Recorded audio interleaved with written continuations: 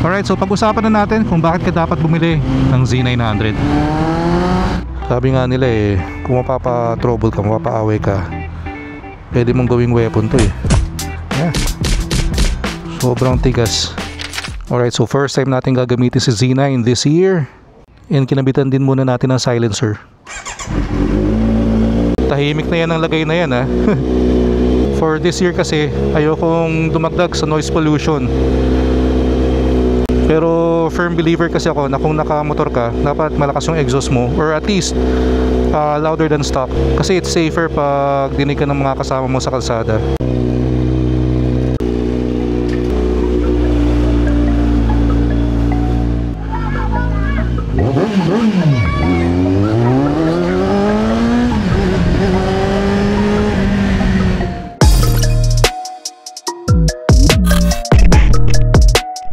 Alright, so for today's video pala, i-discuss natin kung bakit ka dapat bumili ng Z900.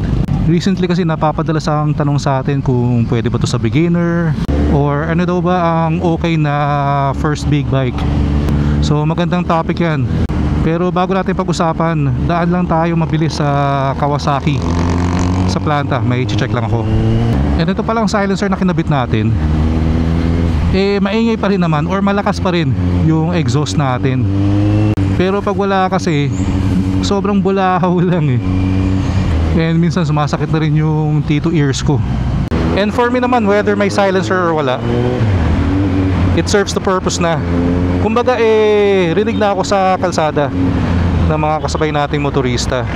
Yun lang naman ang goal natin, kaya tayo nag-upgrade ng exhaust, yung additional safety. Pero ayoko rin naman ng sobrang lakas, kaya hindi rin ako nag full system or cut delete And pansin ko rin pala nung binalik natin yung silencer, parang mas lumakas yung hatak ni Z9. And legit yun hindi yun placebo lang. Kasi syempre kabisado ko naman tong hatak nito itong torque ni Z9. Pero nung natanong ko rin kasi yun, something about the back pressure, kaya mas malakas yung torque or power pag meron ng silencer. Namiss ko rin itong si C9 Madalas kasi si ADV yung gamit natin Alright, so we are here, Kawasaki Service Center. Thank you. Alright, so pag-usapan na natin kung bakit ka dapat bumili ng Z900.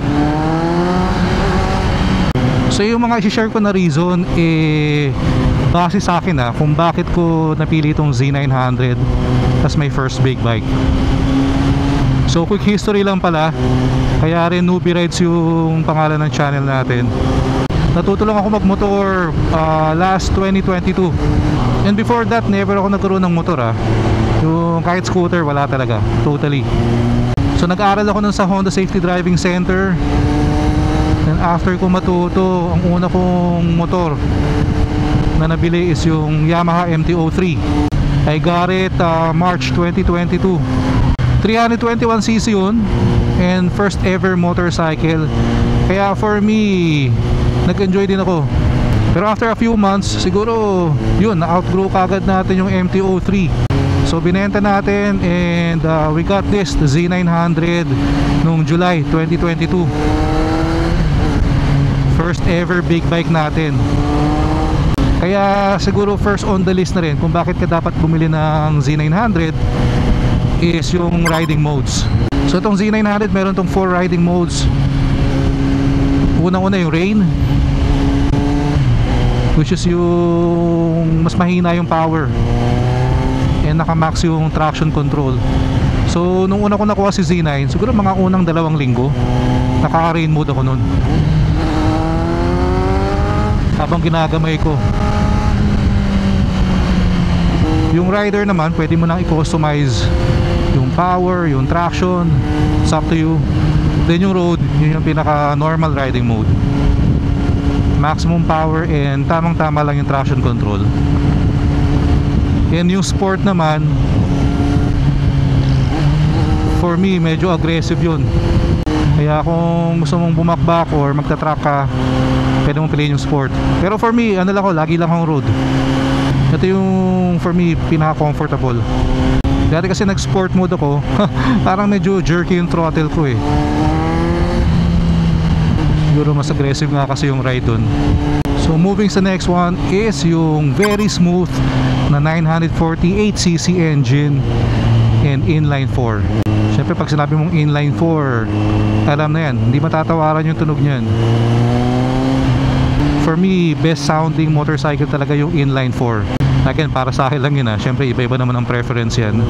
Kahit nung bago to na wala pang muffler, stock pa lang, although tahimik, pero mag-enjoy ka na rin kagad doon sa ano eh, sa tunog eh. And of course, yung 948cc, para ka na rin may liter bike eh, no? Uy, ano to? Traffic? Gusto ko sana umikot ng MCX, pero ano, change of plans na lang. Makabuong MCX sa itong traffic eh.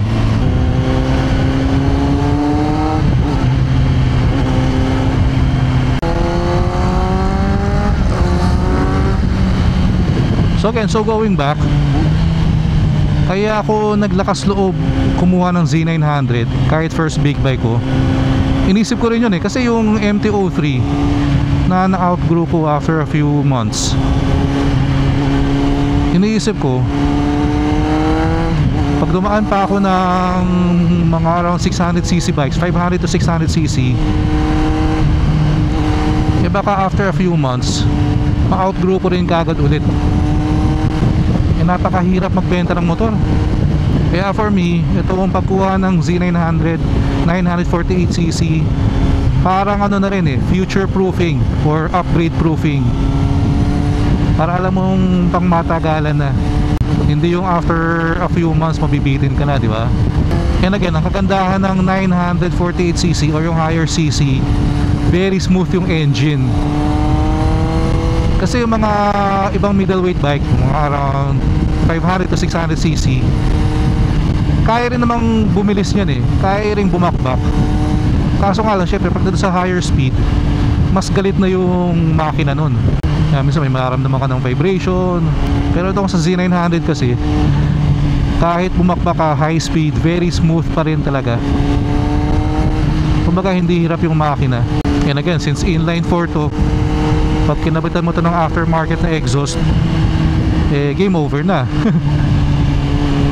Talagang lagi ka nang mapapangiti tuwing ginagamit mo. Panay traffic na. May ginagawa kasi yata dito eh. Minsan na nga lang tayo mag-ride sa SLEX eh, na traffic pa. Alright, so moving on sa third reason, yung very comfortable suspension. Although nagpatuno na tayo ng suspension ni Z9 kay AV Moto, pero kahit nung stock pa rin naman tong si Z9, for me comfortable yung suspension talaga. And marami na rin naman akong na-try na big bike nun, kaya may comparison din. And pag si Z9 yung dala ko, talagang ano, wala masyadong sakit ng katawan. Pero of course, nung napatono ko na kay AV Moto, mas lalong gumanda yung ride. Kasi yun ang maganda sa suspension tuning, i-adjust nila yung suspension mo or i-tune based sa bigat mo. Syempre bawat rider, iba-iba naman ang bigat yan. Kaya syempre iba-iba rin yung feel nila dun sa stock suspension ng mga motor.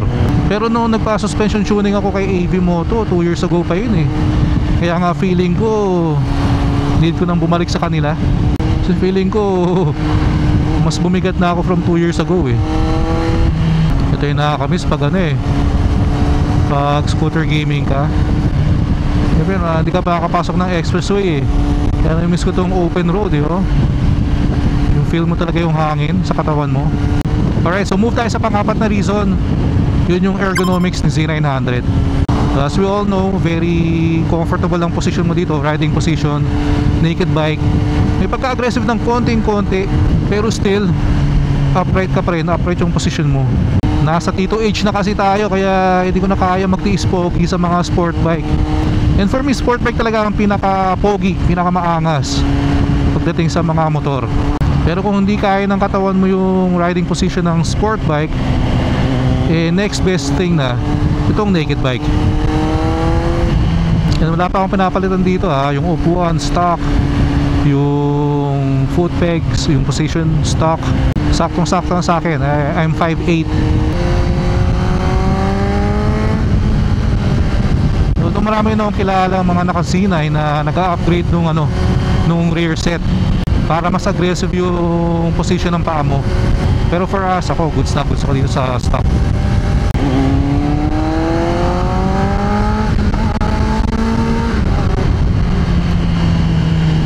Alright, and moving on sa fifth reason, yun yung value for money.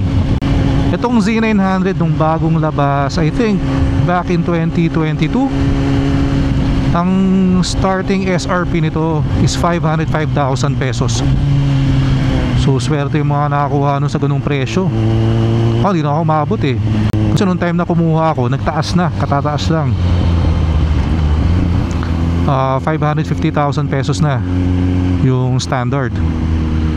And then currently ang SRP ng Z900 standard is 566,500 pesos. Alright, so napag-usapan na natin yung top 5 reasons ko kung bakit ka dapat bumili ng Z900. So mag-share na rin ako ng 3 reasons on why you should not buy a Z900. So unang-una, kung meron kang OBR, baka hindi para sa ito, or baka batukan ka lagi ng OBR mo pag nakaangkas siya sa'yo. Kasi wala pa akong nakitang ibang motor na mas matigas ang pillion seat dito sa Z900. Napakatigas niyan. Tigas, makitid. Sabi nga nila kung mapapa-trouble ka, mapapa-away ka, pwede mong gawing weapon to Yeah. Sobrang tigas. Kaya ibang may OBR, pinapapalitan nila yung foam nito. So pinapadagdagan siguro. Pero stock na, hindi siya okay. And second reason natin is yung stock tires ng Z900 hindi ganun kaganda. Siguro kung normal city riding ka lang, pwede naman. Pero pag nilong ride mo na, lalo na kung gusto mo mag-track, hindi uubra yung stock tires. At least I mean, back then kasi na naka-stock tires pa tayo, may mga times na mararamdaman mong dudulas lalo na kung sa mapapadaan ka sa road markings, tas basa yung kalsada. Pero sa ngayon, hindi na natin problema yon kasi naka Pirelli Diablo Rosso 4 na tayo. And for me, isa to sa best na gulong na pwede nyong ikabit sa big bike nyo. And last reason, wala pa tong quick shifter and auto blip. Although dito sa current na Z9, pwede ka naman magkabit. Merong Translogic, may Heeltech, pero quick shifter lang yon, walang auto blip. Ito kasing Z9 natin, hindi pa to ride by wire. And as far as I know, para mapagana mo yung auto blip function, kailangan ride by wire na. Pero don't worry, kasi yung lalabas na bagong Z900 this 2025, naka quick shifter, auto blip na yon, ride by wire, may cruise control na rin. Hindi ko lang alam kung magkano yun pagdating sa atin, pero at least kompleto na ng goodies. Pero kung tatanungin nyo ako, kung magkakaroon ako ng chance na palitan yung first big bike ko, gagawin ko ba? Ako, for me, hindi. Z9 pa rin ako. Again, the value for money, sa Kawasaki, almost liter bike, the power, the ergonomics, I mean the whole package. Seryoso, hindi kayo magsisisi dito. Kaya nga before, kinukonsider ko ng ibenta tong si Z9. Pero parang hindi ko pa rin talaga magawa Kumbaga hindi pa ako decided. Kasi iniisip ko, ano ba yung pwede kong ipalit dito na mas mag-e-enjoy ako. Siguro for me, hinahanap ko lang ngayon is yung merong quick shifter, auto blip. Pero sa same price range, ang mga pwede lang dun is around 600cc.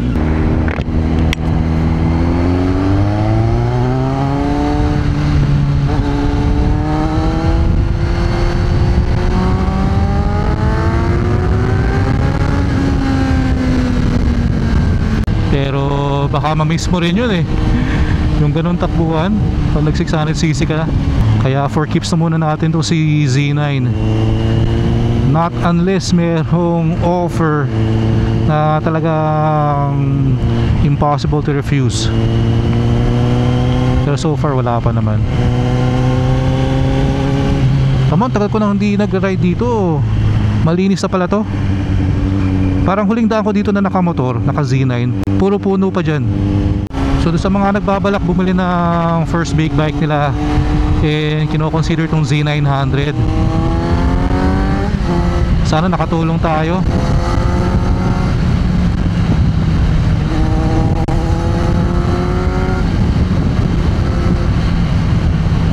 Pero kung may hintayin nyo yung dating ng 2025 model dito sa atin, yung may quick shifter, I suggest hintay-hintay muna kayo. Kasi kung same price range yun, tapos naka quick shifter, auto blip, cruise control, ride by wire, aba, good deal yun. So sa mga nakamiss kay Z9, sana nagustuhan nyo itong content natin today. And sa mga hindi pa nakasubscribe, please click the subscribe button below and like and share the video. Salamat. Alright, and maraming salamat ulit sa mga sumama sa atin today. Again, first ride natin kay Z900 this 2025. So kita-kits tayo sa next video. Ingat kayo lahat palagi. Always ride safe. Peace out.